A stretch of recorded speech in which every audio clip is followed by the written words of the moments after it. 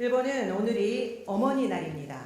日本では今日は母の日です。 그렇다면 오늘 5월 11일이 어머니의 날인 걸까요? では今日の5月11日が母の日でしょうか。 그게 아니라 바로 5월 둘째 주 일요일이 바로 어머니 날입니다. そうではなく5月の第2日曜日が母の日となります。 이날 어머니에게 카네이션을 드리지요. この日にはお母さんにカーネーションを贈ります。 이것은 바로 미국의 전통이 일본에 그대로 전해졌기 때문입니다. それはアメリカの伝統がそのまま日本に伝わったからです。 그렇다면 아버지들이 서운해지지 않을까요? でしたら父親はちょっと寂しくなるんじゃないでしょうかね。 그래서 6월 셋째 일요일에 아버지의 날로 지킵니다. それで6月の第3日曜日を父の日として祝います。 이렇게 전 세계인은 어머니 날, 아버지 날 이렇게 이틀을 따로 지키죠. このように世界中では母の日と父の日それぞれ存在します。 그런데 한국만 5월 8일 하루만 어버이날로 지킵니다.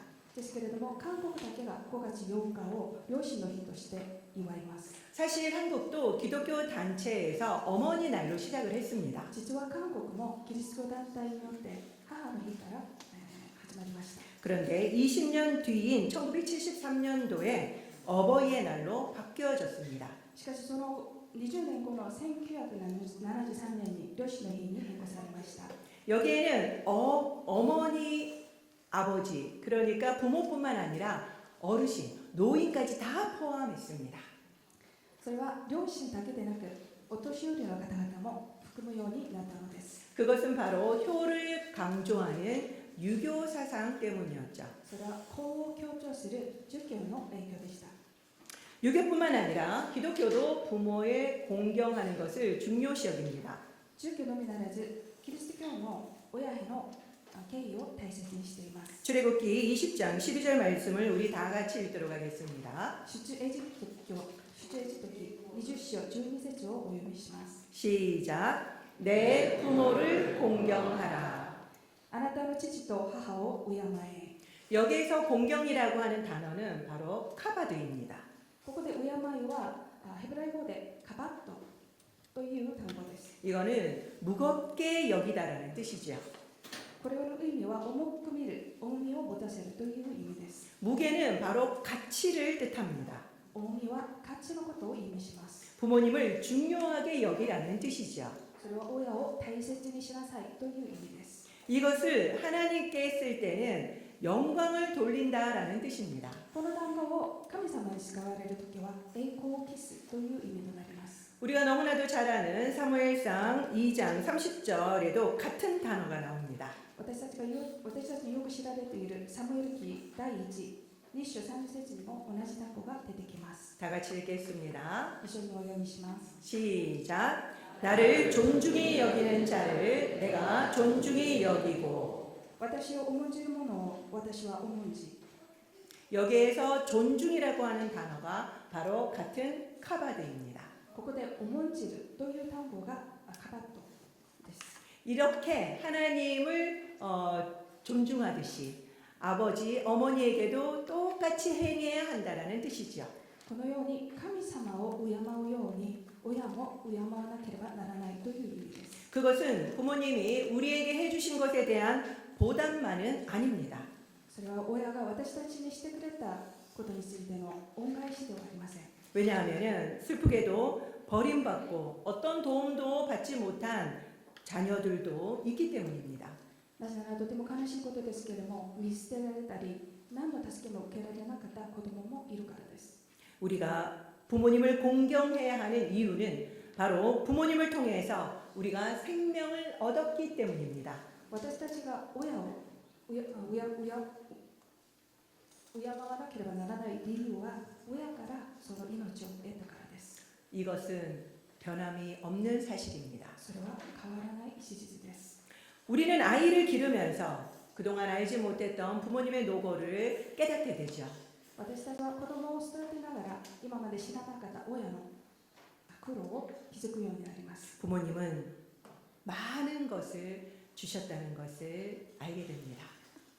親はたくさんのことを与えてくれたことを気づくようになります。 이렇게 사랑을 받은 우리들은 또 부모님처럼 내리사랑을 하게 되는 것이야. そのように愛をもらった私たちは親のように無条件の愛を注ぐようになるのです。 어제부터 우리는 욥기를 읽고 있습니다.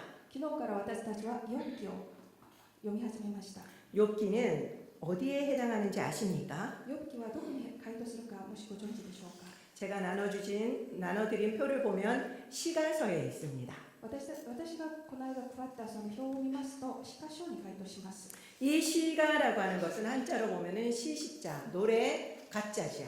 この詩歌は詩の詩、歌の歌となります。 그러니까 여기에는 시와 노래로 이루어진 문학 장르입니다. ですので、詩と歌で構成された文学ジャンルとなります。 이것을 지혜서라고도 불립니다. これを知恵文学とも呼ばれます。 여기에는 무엇이 있습니까? このジャンルには何がありますでしょうか。 시편, 잠언, 전도, 아가서까지 있죠. 詩編、箴言、伝道者の書、また画家となります。 시는 대단히 어렵습니다. 詩はとても難しいです。 욥기는 고난의 이야기죠. この読む記は苦難の物語です。 그러니까 욥기는 읽는 것 자체도 너무나도 괴롭습니다. ですので、この読む記は読むことだけでも辛いです。 그렇지만 구조를 알면은 이해하기가 쉬워집니다. しかしその構造を理解すれば、それを分かりやすくなります。 그래서 오늘 저는 여러분들에게 욥기의 구조를 알려드리도록 하겠습니다. ですので、今日私は皆さんに読む記の構造を説明させていただきます。 욥기는 산문과 시로 이루어져 있습니다. 読む記は3分と詩で構成されています。 그래서 어떤 것이 시이고 어떤 것이 산문인지를 알면은 쉽게 알 수 있습니다. ですので、どれが詩でどれが3分かを理解するとうまく理解することができます。 1장에서 2장까지는 산문입니다. 1章から2章は3分です。 그리고 3장부터 마지막 장인 42장 6절까지는 시입니다. 3章から最後の章の42章の6節までは詩です。 그리고 마지막 부분인 42장 7절에서 17절까지는 다시 산문입니다. それから最後の42章の7節から17節は3分です。 그래서 이렇게 세 개로 나눌 수가 있어요. それで3つに分けられます。 서론은 1장에서 2장까지입니다. 序論は1章から2章です。 그리고 본론은 3장에서 41장까지입니다. それから本論は3章から41章までです。 그리고 결론은 마지막 장인 42장을 결론으로 볼 수 それから結 있습니다. 論は最後の章の42章を結論をされます。 서론에는 욥의 소개와 그리고 하나님과 사탄의 대화 그리고 욥의 고난이 나옵니다. 序論ではヨブの紹介と神様とサタンの対話、それからヨブの苦難が出てきます。 그리고 본론은 욥과 세 친구의 변론만 있습니다. それから本論ではヨブと3人の友達との議論が展開されます。 거기에는 엘리바스와 욥 그리고 빌닷과 욥 그리고 소발과 욥이 차례대로 계속해서 변론을 합니다. その本論にはエリファズとヨブ、ビルダテとヨブ、ジオアルとヨブが順に議論を交わします。 이것을 세 차례, 세 사이클을 돕니다. これが3回正サイクル繰り返されます。 다음 표를 보여주시면 여기에 보면은 첫 번째 변론, 두 번째 변론, 세 번째 변론이 있는데 엘리바스, 빌닷, 소발, 엘리바스, 빌닷, 소발, 엘리바스, 빌닷, 소발 이렇게 되어 있습니다. 表を見ますと、初めての2番目の3番目の議論が出てきますけれども、エルファズとヨブ、それビルダテとヨブ、ジオファルとヨブが出てきます。 이것이 바로 우리 성경 읽기 표입니다. これが私が見ている聖書の自動表となります。 바로 오늘부터 변론이 들어가죠. 今日からその変論に関する内容になります。 그리고 28장은 지혜의 창간입니다. それから28章は知恵の参加です。 그 뒤에는 욥과 엘리후 그리고 하나님의 연설이 나옵니다. その後にはヨブとエリフ、それから神様の3回の演説が出てきます。 그러니까 28장을 중심으로 해서 앞에는 세 번의 변론이 있고 그 뒤에는 세 개의 연설이 있는 것입니다. ですので、この本論は28章を中心として、その前は3回の議論と、その後ろは3回の演説があるということです。です。 이것으로 욥의 본론이 정해지는 거죠. これでヨブの本論が決められるのです。 그리고 결론은 욥의 회개와 축복으로 끝납니다. それから結論はヨブの悔い改めと祝福で終わります。 이런 구조를 알고 욥기를 읽으면은 더 이상 어렵지 않습니다. この絵の構造を理解した上でヨブ記を読むと理解しやすくなります。 욥기를 읽으면요, 하나님이 어떻게 의인에게 고난을 줄 수 있냐는 의문이 생깁니다. ヨブ記を読むとなぜ神様は正しい人に苦難を与えるのかという疑問が浮かびます。 그렇지만 이것은 잘못된 질문입니다. しかしそれは間違った質問となります。 욥기는 고난을 주는 책이 결코 아닙니다. ヨブ記は苦難を与える書ではありません。 오히려 욥을 자랑하는 책입니다. 逆にヨブを誇る書であります。 욥기는 천상에서 하나님이 사탄에게 욥을 자랑하면서 시작해요. ヨブ記は天上で神様がサタンにヨブを自慢することから始まります。 그러자 사탄이 욥에게 고난을 주면 하나님을 버릴 거라고 이야기를 하죠. するとサタンは、もし苦難を与えたら、ヨブも神様を捨てるだろうと言います。 하나님은 그럴 리 없다면서 욥에게 고통을 허락하게 됩니다. 神様はそんなことないとして、ヨブに試練を許されたのです。 우리가 얼마나 자녀들과 그리고 손주들을 자랑합니까? 私たちは自分の子供や孫をどれほど自慢していますか？ 돈을 내고 자랑을 하라고 해도 자랑을 멈추지를 못하세요. お金を払ってでも、自慢し続けたいほどです。 바로 이것도 하나님도 똑같습니다. 神様も同じです。 욥이 너무너무 자랑스러워서 그냥 가만히 있는 사탄에게 말을 건 겁니다. ヨブはあまりにも誇らしく思い、何もしなかったサタンに声をかけたのです。 너 욥을 봤니? あんたヨブを見たことあるのか？ 욥같이 나를 경외하는 애가 없어. ヨブみたいに私を恐れる者はいない。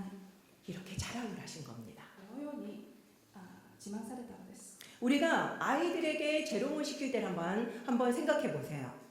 私たちが子供に芸をさせる時を考えてみてください。 아이가 전혀 할 수 없는 것을 시키셨나요? 子供ができないことを無理にやらせますか？ 아마 아닐 겁니다. 多分違うと思います。 평상시에 잘하던 걸 보통 시키죠. 普段からうまくできていることをさせるのです。 하나님도 욥이 충분히 할 수 있는 것을 시험하신 겁니다. それと同じように神様もヨブがうまくできることを試されたのです。 그런데 나의 관점에서 그걸 보니까 이게 너무 힘들어 보인 거죠. ですけれども私の観点で見るとそれがとても辛く感じられるだけです。 욥은 입술로도 하나님께 원망하지 않았습니다. ヨブは唇でも神様を呪うこともありませんでした。 우리하고는 수준이 다른 사람이었어요. 私たちとはレベルがちょっと違う人間でした。